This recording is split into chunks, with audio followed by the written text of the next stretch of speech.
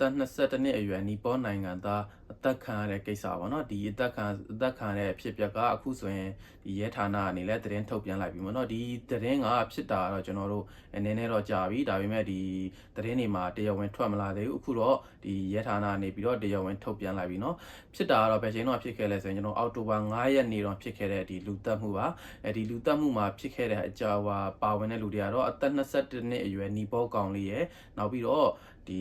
တက်ခဲ့တယ်ဆိုပြီးတော့တန်တရားရှိတယ်ပေါ့နော်ဒီဂျပန်အမျိုးသမီးအသက်32နှစ်အရွယ်ဂျပန်အမျိုးသမီးရယ်ပေါ့နော်အသက်17နှစ်กว่าတဲ့ဒီမမနဲ့မောင်လေးဆက်ဆံရေးပေါ့နော်သူတို့ဖြစ်စဉ်ကတော့ဘယ်လိုဖြစ်သွားလဲဆိုရင်ဒီ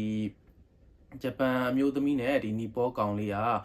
သူတို့တွေတစ်နှစ်လောက်တွဲလာကြတယ်တစ်နှစ်လောက်တွဲပြီးတဲ့အချိန်မှာပဲအခုဆိုရင်ဒီနီပေါကောင်လေးကဒီဂျပန်အမျိုးသမီးကိုပေါ့နော်ပြတ်အောင်ဆိုပြီးတော့ဒီ relation တစ်ခုအဆုံးသတ်အောင်ဆိုပြီးတော့သူတို့လမ်းခွဲတယ်ပေါ့နော်လမ်းခွဲစကားဆိုခဲ့တယ်အဲ့ဒီအချိန်မှာပဲဒီဂျပန်အမျိုးသမီးက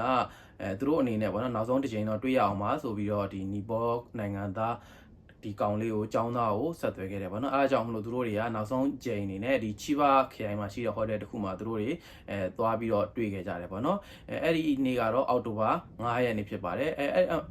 အောက်တိုဘာ4ရက်နေ့ညပေါ့နော်4ရက်နေ့ညနောက်နေ့9ရက်နေ့ပေါ့နော်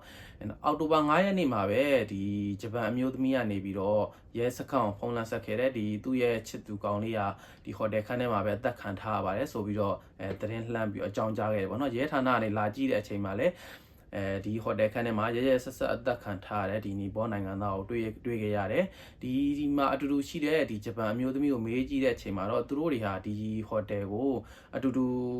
ဒေချောင်းကြံမှုအတွက်အတူတူလာခဲ့ကြတယ်ဆိုပြီးတော့ထွက်ဆိုထားတယ်သူကိုယ်တိုင်တက်ခဲ့တာမဟုတ်ပါဘူးသူကတော့မသေးပဲကြံရှိခဲ့တယ်ဆိုပြီးထွက်ဆိုထားတယ်ပေါ့နော်ဒါပေမဲ့ရဲဌာနကတော့ဒါလူတက်မှုတန်တရားနဲ့သူ့ကိုဖမ်းဆီးထားပါတယ်ဒီတက်ခံတဲ့ကောင်လေးကသူကပေါ့နော်မနက်3နာရီခွဲနဲ့မနက်7နာရီတော်တဲ့မှာတည်ဆုံးခဲ့တယ်ဆိုပြီးတော့ရဲဌာနကထုတ်ပြန်ထားတယ်ပေါ့နော်အသက်ခံရတယ်ဆိုရင်တော့မှပဲသူအိပ်ပျော်နေတဲ့အချိန်မှာအသက်ခံထားရတဲ့ပုံပဲပေါ့နော်ဓားတန်ရာကတော့နှလုံးကိုဖောက်ဝင်ပြီးတော့တည်ဆုံးထားတယ်ဆိုပြီးတော့သိရတယ်ပေါ့နော်ဒီဂျပန်အမျိုးသမီးကတော့သူသက်တာမဟုတ်ပါဘူးဆိုပြီးတော့ညှင်းဆိုထားပေမဲ့လည်းဒီအောက်တိုဘာ3ရက်နေ့မှာဒီဂျပန်အမျိုးသမီးကချီဘာခရိုင်မှာရှိတဲ့ဓားတိုင်တစ်ခုကနေဓားနှချောင်းခိုးယူခဲ့တဲ့အတွက်အဲ့ဒီခိုးယူမှုနဲ့ပဲရဲစခန်းကနေဖမ်းဆီးထားတယ်ပေါ့နော်ဒါပေမဲ့လူသက်မှုအတွက်ကတော့သူ့ကိုအမှုဖွင့်လို့မရသေးဘူးဘာဖြစ်လို့လဲဆိုတော့ဒီလူသက်မှုနဲ့ပတ်သက်တဲ့ဒီသက်သေတွေမတွေ့ရသေးတဲ့တော့ပေါ့နော်အဲ့ဒီအတွက်တော့လူသက်မှုနဲ့တော့အမှုဖွင့်လို့မရသေးဘူးဒါပေမဲ့အခုချိန်မှာသူ့ကိုစစ်ဆေးနေတော့မှရှိသေးတယ်ဒါပေမဲ့အခုချိန်ထိတော့သူကဝင်မခံသေးပါဘူးဂျပန်သားမှစားကျင်တယ်ဆိုတဲ့ညိုကီညီကိုတွေအနေနဲ့လည်းအသွားမတော်တလန်အစားမတော်တလို့ပေါ့နော်ဒါကြောင့်မလို့အယိုးကြီးချောင်းကြဖို့အားလုံးပဲကြီးဆိုင်ကြဖို့တတိပေးကြပါတယ်အားလုံးကျေးဇူးတင်ပါတယ်